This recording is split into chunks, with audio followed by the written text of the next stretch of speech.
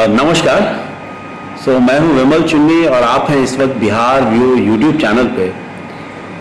और हमारे साथ हैं अजय कुमार पांडे, लिखते हैं, पटना आर्ट कॉलेज के प्राचार्य हैं, प्रिंसिपल हैं। और हम लोग आज बात करेंगे दीदारगंज यक्षिणी के बारे में। ये तो इतिहासकार जो हैं वो अलग अलग तरीके से उसकी व्याख्या करते हैं। वो पॉलिश की बात करते हैं, मौर्यकालीन पॉलिश की बात करते हैं, उसका कंपेयर करते हैं गंधार कला और मथुरा कला से। और ये मानते हैं कि जो यक्षिणी से पहले का जो पीरियड है वो जो स्टोन का पीरियड नहीं बल्कि लकड़ी का पीरियड रहा होगा, इसलिए शायद लकड़ी की मूर्तियां नहीं मिल पाती हैं उससे पहले की। हम लोग बात करेंगे दीदारगंज यक्षिणी की कला की दृष्टि से, कि कला की दृष्टि से आप यक्षिणी को कैसे देखते हैं। नमस्कार चुन भाई। असल में आपने सही कहा कि ज़्यादातर लोग इतिहासकारों के दृष्टि से देखते हैं। हम एक स्वतंत्र कलाकार की दृष्टि से देखे हैं तो जहाँ तक मैं समझ पाया हूँ चामरधानी को देखते हुए, कि जैसा आपने देखा होगा कि ग्रीको रोमन स्कल्पचर्स में शरीर को सामने लाया गया है कलाकारों द्वारा। शरीर कितना महत्वपूर्ण होता है उसको दिखाया उन लोगों ने। लेकिन यदि उसी की तुलना में इस मूर्ति को देखेंगे तो उसमें आभूषण हैं और वस्त्र हैं। वस्त्र और आभूषण का जो अनुपात है वो अद्भुत है। असल में प्रकृति की दी गई शरीर को जैसी है उससे और कैसे सुंदर हो सकती है, इस अलंकरण में दिखाई देता है। आपने देखा होगा कि जितने वस्त्र की जरूरत है उतना पहनाया गया है और जितने आभूषण की जरूरत है वो आभूषण बल्कि उसका जो चरित्र है, उसका जो कैरेक्टर है उसको और बढ़ाते हैं, उसके सौंदर्य पक्ष को बढ़ाते हैं।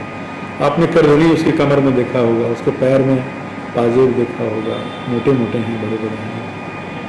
हाथों में आपने देखा होगा एवं जो मांगटिका की तरीके की चीज़ होती है वो भी आपने देखा होगा। और ऊपर तो नहीं लेकिन नीचे वो वस्त्र पहने हुए जिस तरीके से सलवटें उस कपड़े की हैं, अपने आप में वह ढकी भी है और सब कुछ सौंदर्य उसका प्रदर्शित भी होता है, ये हमने देखा उसमें। और आप देखेंगे तो जो पेट में जो लाइनें पड़ती हैं, गर्दन में जो कहा जाता है सौंदर्य का लक्षण है कि देखिए बहुत सुरीला हुआ तो उसके गले में लाइनें हो सकेंगी। और यदि जिस तरीके से उसके पेट का हिस्सा है, मातृत्व का जो पक्ष है, सौंदर्य के साथ अब मानेंगे वो लाइन आपको दिखाई देती रहती है, तो यह उसका एक सौंदर्य पक्ष है कि आप उसको कहीं से भी देखेंगे तो आपके अंदर नग्नता का बोध नहीं होता। सब कुछ खुला रहने के बावजूद आपके अंदर एक ऐसी चीज़ का बोध होता है जो हम न उसे श्रृंगार कहेंगे न वात्सल्य कहेंगे, वह एक विशिष्ट चीज़ है जो मैंने महसूस किया है। अक्सर आप देखेंगे यूरोप के स्कल्पचर्स को, यदि वो न्यूड स्कल्पचर्स हैं तो उसके प्रति आपकी भावनाएं अलग हो सकेंगी, लेकिन इसके साथ आप तटस्थ रहते हैं। माने वात्सल्य और श्रृंगार का जो एक मिश्रण दिखाई देता है वह जहाँ तक मैंने पाया है चामरधानी को देख के समझ में आता है। और आपने सही कहा कि वुड का बस एक समय हुआ करते थे और लकड़ी काटने के अंदर शुरुआती पत्थर की चीज़ें वैसे काटी गई हैं, बहुत सारी जगहों पर दिखाई देती हैं। सांची के स्तंभ में भी देखेंगे आप, तो बाढ़ जिससे घेरा जाता था लकड़ी को, उस पैटर्न को पत्थर में ले आए लोग। और सही बात है कि लकड़ी इतने दिनों तक नहीं रह पाती है, लेकिन कहीं कहीं दबी पड़ी जीवाश्म जैसी चीज़ों के शक्ल में मिलती हैं। लेकिन ये पत्थर तो अद्भुत है अपने आप में, और अचानक से इसके पीछे आगे की जो श्रृंखला है उसको जोड़ पाना भी उतना आसान नहीं है। कि कहा जाता है मौर्य काल की है, उसके सारे लक्षण मौर्य पीरियड के दिखाई देते रहते हैं। लेकिन यह आभूषण और तन वस्त्र का एक अद्भुत संगम है जो अपने पूरे सौंदर्य के साथ परिलक्षित होता है लोगों के सामने। और हम लोग तो जिस पीरियड में रह रहे हैं, एक कंप्यूटर ग्राफिक्स का ज़माना है। पूरी दुनिया को हम लोग इस नेट में, इंटरनेट के माध्यम से 5G और 6G और 4G के माध्यम से पूरी दुनिया को देखते हैं। पूरी दुनिया का फैशन, पूरी दुनिया का से मतलब अवगत हैं इस वक्त। लेकिन जब हम बात करते हैं 2500-3000 साल पहले की, जब मौर्यन पीरियड का जो 2500 साल पहले का 2023 चल रहा है, और जो मौर्यन पीरियड है बिफोर क्राइस्ट 300 साल पहले, यानी करीब 335 2500 साल पहले, तो जो खासकर जो हेयर स्टाइल है या जो वस्त्र का स्टाइल है, ये तो समाज में रहा होगा। बिल्कुल रहा होगा। सो असल में आपने देखा होगा ना कि जितने भी रचनाकार लोग हैं किसी फील्ड में हों, वो फैशन वाले लोग हों, हेयर डिजाइन वाले लोग हों, मानो सौंदर्य को जानने समझने या उसका व्यापार करने वाले लोग हैं, वो सभी अपने पुरातन चीज़ों को देखते हैं और उससे वो नई चीज़ों को बनाते हैं। इवन गुप्त काल के जो स्कल्पचर्स हैं उनमें अनेकों सैकड़ों तरीके की हेयर स्टाइल मिलेगी आपको, एक जैसी चीज़ नहीं मिलेगी। और उससे पहले तो ये खास तरीके से तभी ना आपने देखा होगा जब फिल्में बनाई जाती हैं तो इन चीज़ों को देखा जाता है, पुराने कृतियों को देखा जाता है, उससे तय कि हाँ भाई इस कोने जूड़ा बंधेगा, इस पीरियड में इस तरीके के स्कल्पचर्स में वो फीचर दिखाई देते हैं, और इस तरीके से कपड़ा ओढ़ेगा और इस तरीके के गहने पहनेगा। तो सच कहा आपने कि जब उस काल को आज के समय में दिखाना हो तो तब भी उसकी ज़रूरत है, और वह प्रयोग में चुकी रहा है तो नए निर्माण में भी उसकी ज़रूरत है, उसका सपोर्ट बनता है, उस ग्रामर को फॉलो किया जाता है, उसका आधार लिया जाता है। तो ये बिल्कुल सच है और ये कभी खत्म नहीं होगा। तो इंडियन कल्चर में जैसे लक्ष्मी की पूजा तो अभी भी करते हैं हम, पैसा तो बहुत महत्वपूर्ण है, धन, सरस्वती की पूजा भी करते हैं और विश्वकर्मा की पूजा भी करते हैं। तो ये जो पत्थर की मूर्ति बनाने का जो काम है, ये तो विश्वकर्मा से रिलेटेड वर्क है। इसका मतलब है कि हमारे यहाँ जो विश्वकर्मा को मानने वाले लोग हैं या जो इस तरह के पत्थर को कार्विंग करते होंगे, काफ़ी रिच रहे होंगे उस समय।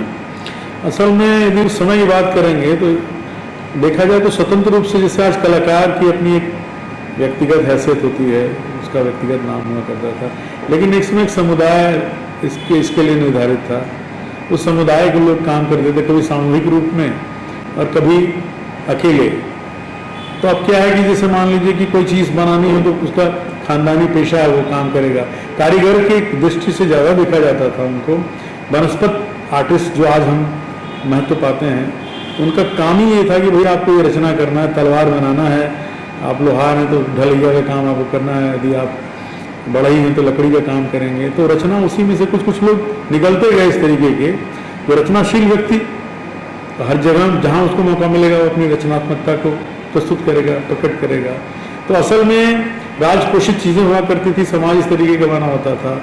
इसलिए बाद में आप यहाँ हॉलीवुड वगैरह में देखेंगे कुछ जगह पर नाम दिखाई देता है कलाकारों का, या पल्लव पीरियड के कुछ स्कल्पचर्स में नाम रचनाकार का दिखाई देता है। उससे पहले इवन अपने मधुबनी में देखें ना, क्योंकि सामूहिक कार्य होता था, तो आप पुरानी मधुबनी में किसी कलाकार का नाम नहीं पाएंगे, क्योंकि वो सामूहिक काम होता था, उसका प्रयोजन आयोजन उसका उद्देश्य अलग हुआ करता था। लेकिन आज के समय में लोग उस पर अपना हस्ताक्षर करते हैं, तो उस समय कहीं कहीं दिखाई देता है, कुछ चीज़ें लिखी मिलती हैं, कुछ संदेश होते हैं। तो हौसल पीरियड में दिखाई देता है हम लोगों को कि कहीं कहीं नागबुच्ची इस तरीके से करते हुए आर्टिस्टों ने अपना नाम मेंशन किया, लेकिन उस समय तक तो नाम नहीं दिखाई देता। यदि कहीं दिखा भी होगा तो शायद इतिहासकार बेहतर इसको बता पाएंगे। ये जो सबसे महत्वपूर्ण चीज, मैं कड़ी आना चाहता हूँ। मैं एक्चुअली में आना चाहता था कि हेयर स्टाइल जो है, हाँ।